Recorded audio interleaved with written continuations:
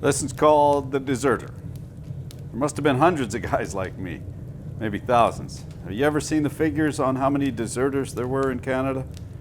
I was just 18, and when I finished training at Shiloh in Manitoba, they called out some names, and I was on it. And they told us to get our kits, and a sergeant marched us to the main drill hall. I found out from a corporal I knew that we were going to Suffield. Camp Suffield was out on the bald, bloody prairie near Medicine Hat. And it was there they tested gases. Poisonous gases, chemicals, special weapons, and all sorts of crap. Blister gas. You get it on you and goodbye skin. We were going to be guinea pigs. They had a lot of German prisoners there and Italians, and they used to use them as camp workers. But good Canadian soldiers, we were going to be the guinea pigs. That's what the corporal said, and that's what really tore my ass. That most of all. After Shiloh, the next stop on the railroad is Brandon, Manitoba, and it's a small city overrun with soldiers and Air Force, always fighting, raising hell. And when we get there, I just hop off the train.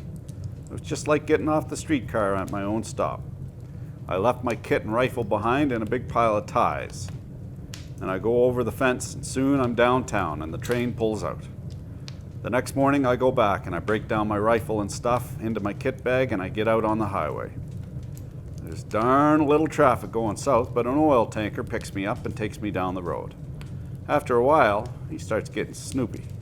Who was I and where was I going? Yakety, yakety, yak, yak. So we come to a crossroads and I say, "This is my place." And I walk up and go into the first farm. I ask for a job and I get it damn quick. That farmer, he doesn't care if I'm Field Marshal Montgomery. He's offering $75 a month, and Stukin is coming up, and the ante then is $100. And this is 1944, June of 1944. About 2 mornings later, I'm sitting in the overall he gives me, and we're listening to the news about the invasion of France, D-Day.